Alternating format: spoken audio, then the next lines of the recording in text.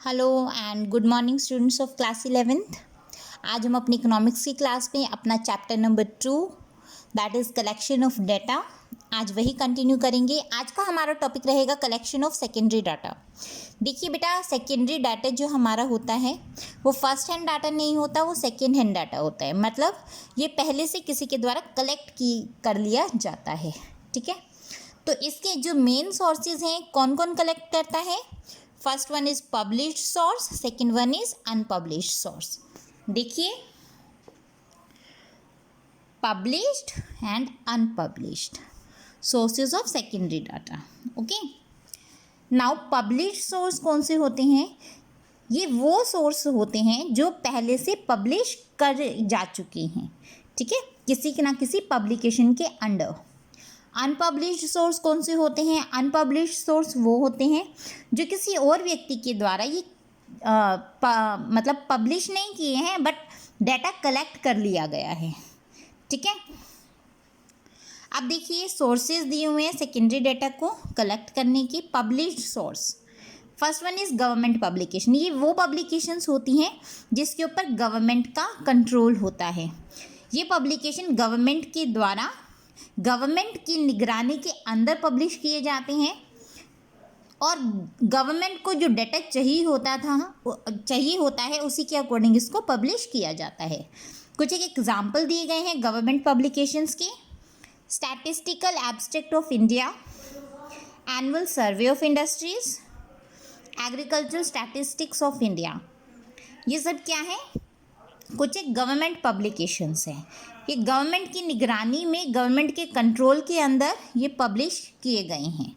Okay, semi government, जो government और non government organisation, ये दोनों मिलके इसको पब्लिश करती हैं। ठीक है, इसमें किससे रिलेटेड डाटा हो सकता है? It can be related to education, health, birth and deaths.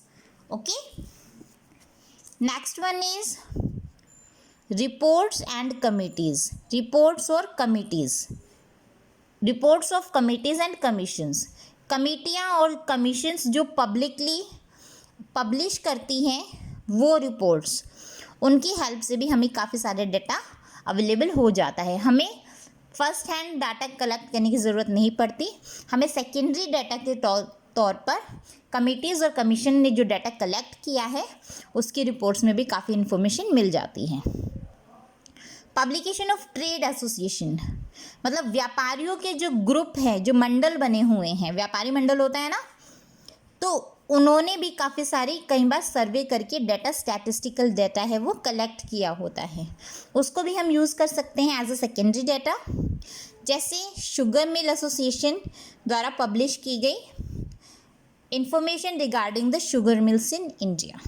ठीक है, अगर हमें शुगर मिल से रिलेटेड कोई इन्फॉर्मेशन चाहिए तो हमें वो कहाँ मिल सकती है? शुगर मिल एसोसिएशन के द्वारा पब्लिश की हुई किसी भी पब्लिकेशन में।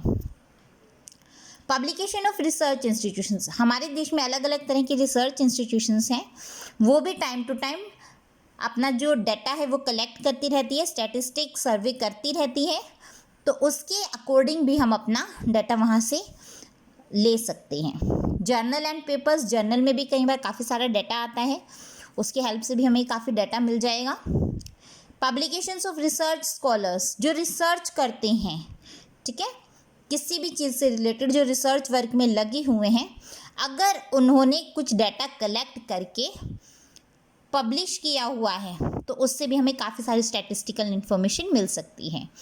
इंटरनेशनल पब्लिकेशंस, इंटरनेशनल पब्लिकेशंस कौन सी है? ये वो पब्लिकेशंस है जो इंटरनेशनल लेवल पर वर्क करती हैं, जैसे IMF, international monetary fund, world bank, ठीक है, फॉरेन गवर्नमेंट। ये सब क्या है? कुछ एक इंटरनेशनल ऑर्गेनाइजेशंस हैं जो स्टैटिस्टिकल इन्फॉर्मेशन को टाइम टू टाइम क्या करती रहती हैं? पब्लिश करती रहती हैं in their publications. Unpublished sources, ये पब्लिश्ड सोर्सेज नहीं होते, इनकी पब्लिकेशन नहीं होती, बट ये कलेक्ट किए जाते हैं किसी और व्यक्ति के द्वारा किसी और पर्पस के लिए। ठीक है ना। Precautions in the use of secondary data, secondary data use करते हुए हमें किस किस चीज़ का ध्यान देना है? Whether the data are reliable, क्या ये डाटा रिलायबल है, मतलब क्या हम जो डाटा जहाँ से ले रहे हैं क्या उस पर भरोसा किया जा सकता है।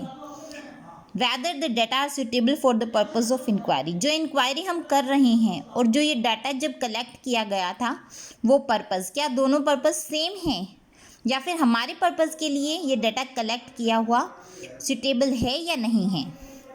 Whether the data are adequate, क्या ये डाटा हमारे लिए काफ़ी है, कहीं हमें कोई और ज़्यादा डाटा की ज़रूरत तो नहीं है, कहीं हमारे पास जो डाटा है वो एक्सेस में तो नहीं है। जितना हमारा पर्पज़ है इंक्वायरी का उसके अकॉर्डिंग हमारा डाटा है या नहीं है, प्रॉपर अमाउंट में हमें मिला है या नहीं। In order to assess the reliability, suitability and adequatability, ठीक है, ये सब चीज़ों को देखने के लिए हमें कुछ एक पॉइंट्स हैं उसको माइंड में रखना ज़रूरी है।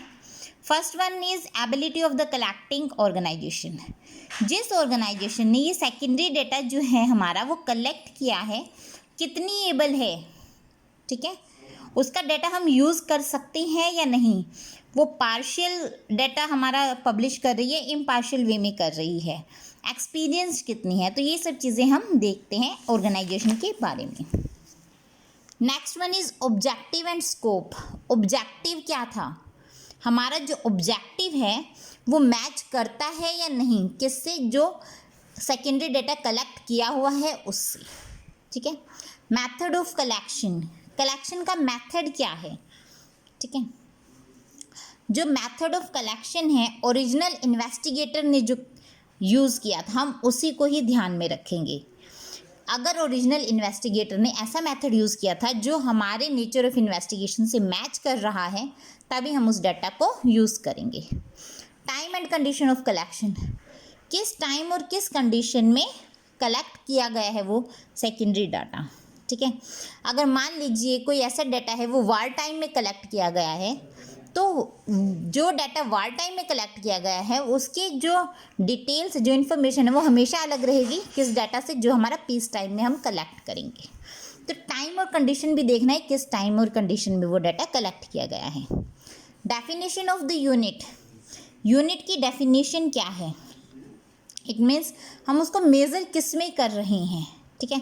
अगर यूनिट जो हमें चाहिए मेज़रमेंट के लिए, जैसे अगर ग्राम में चाहिए, किलोग्राम में चाहिए, लाख में चाहिए, किस में चाहिए, वो यूनिट हमारी सेम है या नहीं, हम जिस पर्पज़ के लिए इंक्वायरी कर रहे हैं वो पर्पज़ और जो सेकेंडरी डाटा कलेक्ट किया गया है वो पर्पज़, वो दोनों मैच करते हैं या नहीं। एक्यूरेसी, कितना एक्यूरेट है डाटा, ठीक है, एक्यूरेसी भी चेक करना बहुत ज़्यादा ज़रूरी है। अगर एक्यूरेट नहीं है तो हम उस डाटा को यूज़ नहीं करेंगे। Okay, two important sources of secondary data, secondary data के दो इम्पोर्टेंट सोर्सेज हैं। First one is census of India, second one is reports and publication of NSSO, national sample survey office, ठीक है। Census of India, जो census of India है वो हमारा हर 10 साल में अपना स्टैटिस्टिकल इंफॉर्मेशन का जो भी हमारा डाटा है वो पब्लिश करता है, ठीक है। ये कम्प्रिहेंसिव डाटा है, ये बहुत रिलायबल है, ये अकॉर्डिंग टू हमारे पॉपुलेशन के साइज़ और अलग अलग डेमोग्राफिक जो चेंज होते हैं हमारी कंट्री में उसके अकॉर्डिंग ही ये डाटा कलेक्ट करता रहता है। विद इन एवरी 10 ईयर्स, 10 साल के बाद, हर 10 साल के बाद इसका डाटा कलेक्ट किया जाता है, ठीक है।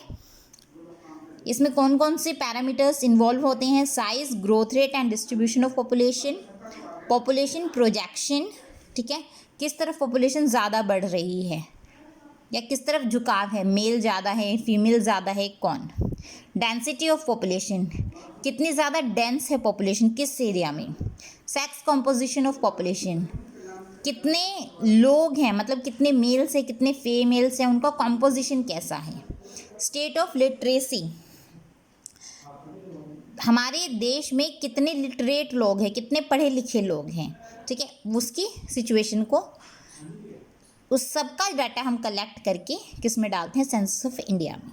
Okay, reports and publication of NSSO की रिपोर्ट्स और पब्लिकेशंस, जो ministry of statistics and programme implementation है, ठीक है, ये एक ऐसी मिनिस्ट्री है जिसके अंदर NSSO वर्क करती है।